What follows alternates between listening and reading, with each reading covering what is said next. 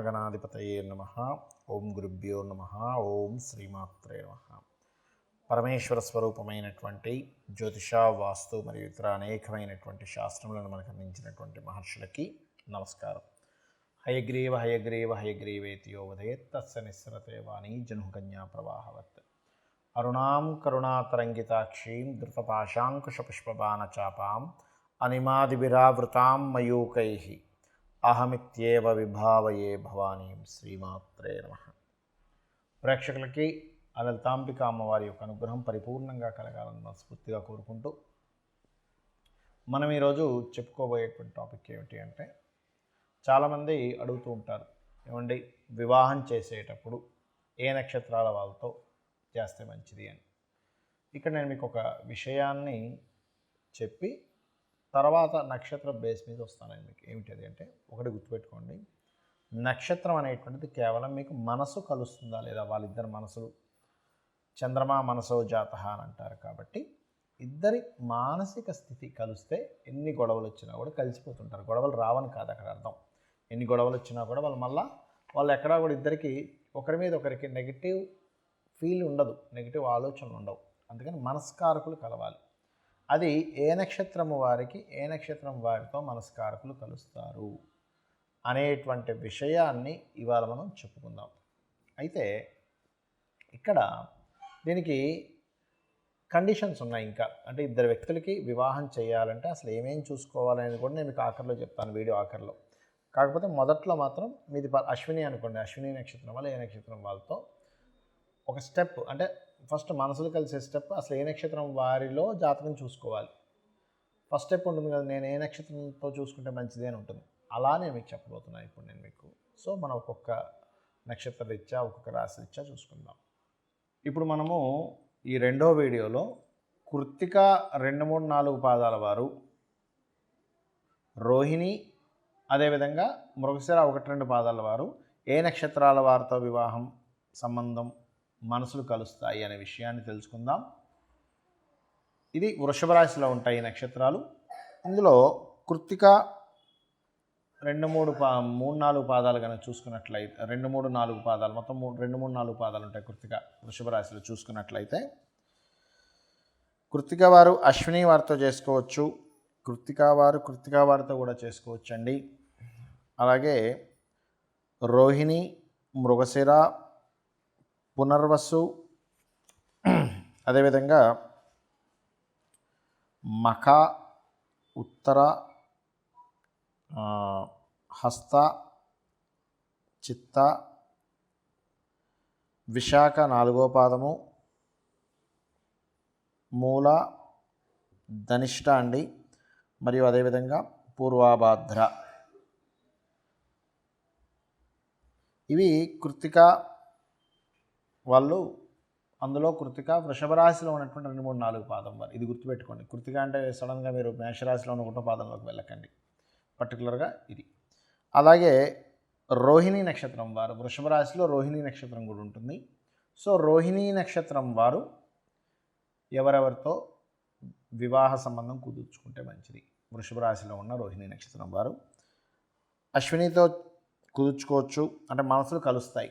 ఇక్కడ అంటే వివాహం చేసేసుకోమని కాదు, నా అర్థం బాగా అర్థం చేసుకోండి. మనసులు కలుస్తాయి వీళ్ళతో. అశ్వినితో సరిపోతుంది, మనసులు కలుస్తాయి. అశ్విని, రోహిణి, మృగశిర, అదేవిధంగా పునర్వసు,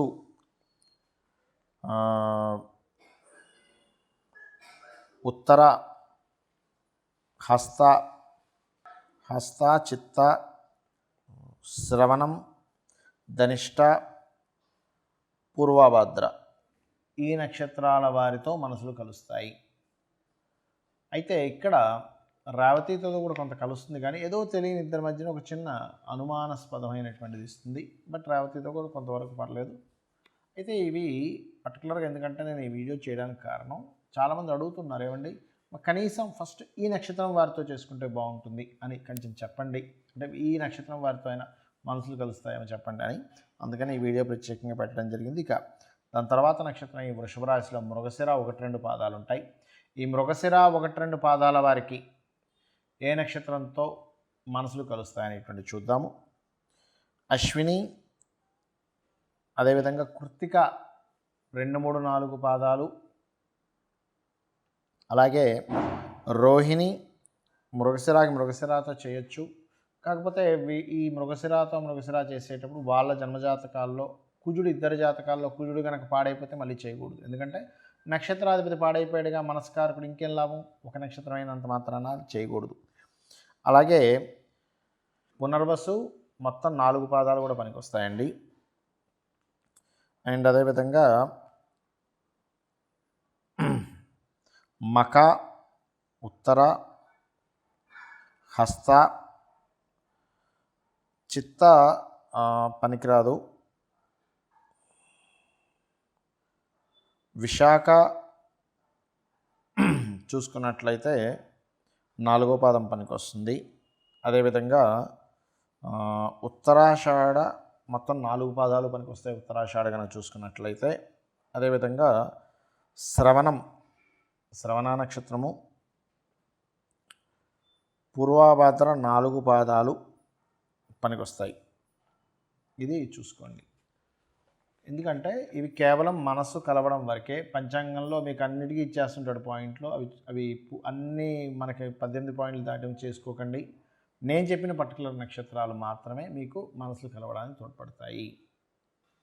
నేను మీకు ఆఖరిలో కండిషన్స్ చెప్తానన్నాను. ఏమిటది అంటే, ఇప్పటివరకు మనం చెప్పుకున్నటువంటిది ఏదైతే ఉందో అది కేవలం మనసులు కలవడానికి తోడ్పడేటువంటి నక్షత్రాలు. ఇది గుర్తుపెట్టుకోండి. అంతేగాని ఈ నక్షత్రాలు చెప్పాను కదా ఇంకేమీ చూసుకోకుండా డైరెక్ట్గా వెళ్ళిపోయి వివాహం చేసుకోమని కాదు. First point number 1. మరి ఇంకేమేం చూసుకోవాలి అని మాకు సందేహం కలుగుతుంది ఇక్కడ. ఏమిటది అంటే, ఒక ఇద్దరు వ్యక్తులు వివాహ వ్యవస్థ అంటే వివాహ జీవితాన్ని చక్కగా సాగించాలి అంటే వాళ్ళిద్దరి మధ్యని మొదటి మెట్టు మనం మనసులు చెప్పుకున్నాం.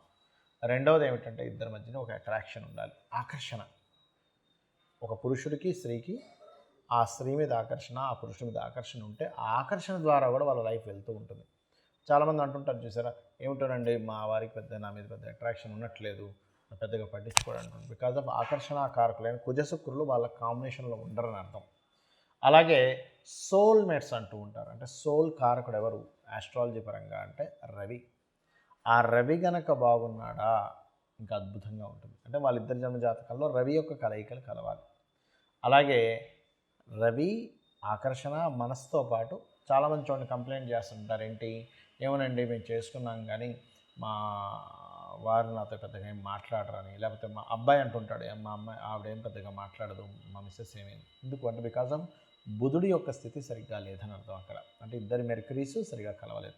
ఆ రకంగా కర్మకారకుడైన శని, జీవకారకుడైన గురువు, కాలానికి మోక్షానికి కారకుడైన రాహుకేతువులు, ఈ రకంగా ఈ గ్రహాలు ఎంతవరకు ఇవి ఒకదాన్నొకటి కనెక్ట్ చేసుకున్నాయనేటువంటిది చూడాలి.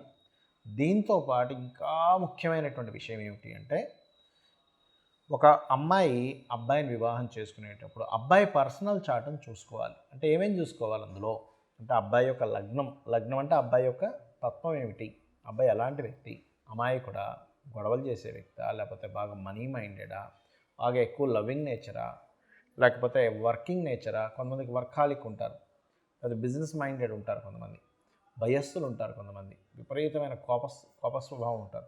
వాళ్ళు ఏమిటనేది వాళ్ళ లగ్నం బట్టి తెలుస్తుంది. ఇక రెండవది ఏంటంటే కుటుంబంతో ఎలా ఉంటారు అటాచ్మెంట్స్, కుటుంబ స్థానం పరిశీలన చేయాలి అబ్బాయిని. అదేవిధంగా సంతానం, ఎందుకంటే ఇక్కడ అమ్మాయి జాతకంలో కొద్దిగా సంతానం వీక్గా ఉంది, అబ్బాయి జాతకం కూడా వీక్ ఉంటే సంతానం పొందరు, దానివల్ల సంతానం కలగకపోతే ప్రాబ్లం. కాబట్టి ఇద్దరి సంతాన స్థానాలు ఒకరిది కొంచెం తక్కువ ఉన్నా ఒకరిది కొంచెం బాగుంటే కనెక్ట్ అవుతుంది. అలాగే దీంతోపాటు వివాహ స్థానము, వివాహ జీవిత స్థానం ఈజ్ మోస్ట్ ఇంపార్టెంట్ పర్సనల్ చార్ట్లో. అంటే వివాహ జీవిత భాగస్వామితో ఎలా ఉంటాడు, ఈ అబ్బాయితో రిలేషన్స్ ఎలా ఉంటాయి, వివాహం తర్వాత లైఫ్ ఎలా సాగుతుంది అనేటువంటిది చూడాలి. ఇవన్నీ 7వ స్థానము 12వ స్థానాల్లో ఉంటుంది. దీనికంటే ఇంకా ముఖ్యమైనటువంటిది ఏంటంటే, ఒకవేళ ఆ అబ్బాయికి కానీ అమ్మాయికి కానీ 2 వివాహాల యోగం ఉంటే కనుక, మీకు ఒకవేళ సంబంధం నచ్చింది, ఒకవేళ 2 వివాహాల యోగం ఉంది ఆ జాతకంలో, అలాంటప్పుడు వారితో మీరు కనుక సత్సంబంధాలను మాట్లాడుకోగలిగితే కనుక అమ్మాయికి కానీ అబ్బాయి కానీ, అబ్బాయికి అయితే అర్క వివాహం, అమ్మాయికి అయితే కుంభ వివాహం జరిపించమని చెప్పి మీరు చేసుకుంటూ ముందుకు వెళ్ళొచ్చు. లేదండి మనకు అంత రిస్క్ ఎందుకు, ఇంకో సంబంధం చూసుకుందాం అనుకునేవారు ఇంకో సంబంధం చూసుకుంటూ ఉంటారు. కాబట్టి పర్టికులర్గా ఈ యొక్క అంశాలు ఖచ్చితంగా మీరు అక్కడ చూసుకోవాలి. చూసుకొని దీనికి ఇంకొంచెం ఇన్‌డెప్త్‌గా వెళ్ళే వాళ్ళు నవాంశలోకి కూడా వెళ్తారు. కాకపోతే ఏంటంటే ఒకటి గుర్తుపెట్టుకోండి, ఇవాళ రేపు ఉన్న జాతకాల్లో 90% ఆఫ్ చార్ట్స్ ఏదో ఒక డిఫెక్ట్స్ ఎక్కువగా ఉంటుంటాయి. కాబట్టి ఏంటంటే మనం మొట్టమొదటిగా ఈ మనస్కారకుడైనటువంటి చంద్రుడి యొక్క నక్షత్రాలు కనుక కలిసినట్లయితే ఇద్దరి మధ్యనే ఉండేటువంటి అఫెక్షన్ ఏదైతే ఉందో చక్కగా పెరుగుతుంది. కాబట్టి ఈ రకంగా చూసుకొని మీ యొక్క వివాహ జీవితాన్ని చక్కగా సరిదిద్దుకుంటారని కోరుకుంటూ, అదేవిధంగా మరొక విషయం ఏంటంటే వివాహం కావట్లేదు అనుకునేవారు కామేశబద్ధ మాంగళ్య సూత్ర శోభిత కందరాయే నమః అనే మంత్రాన్ని, వివాహమై ఇబ్బంది పడుతుంది అనుకునేటువంటి వారు శివకామేశ్వరాంకస్త శివాస్వాధీన వల్లభాయే అనే మంత్రాన్ని కనుక చేసుకున్నట్లయితే మీ వివాహ జీవితం అద్భుతంగా ఉంటుంది. ఆ యొక్క అమ్మవారి అనుగ్రహం వల్ల. శ్రీమాత్రే నమః.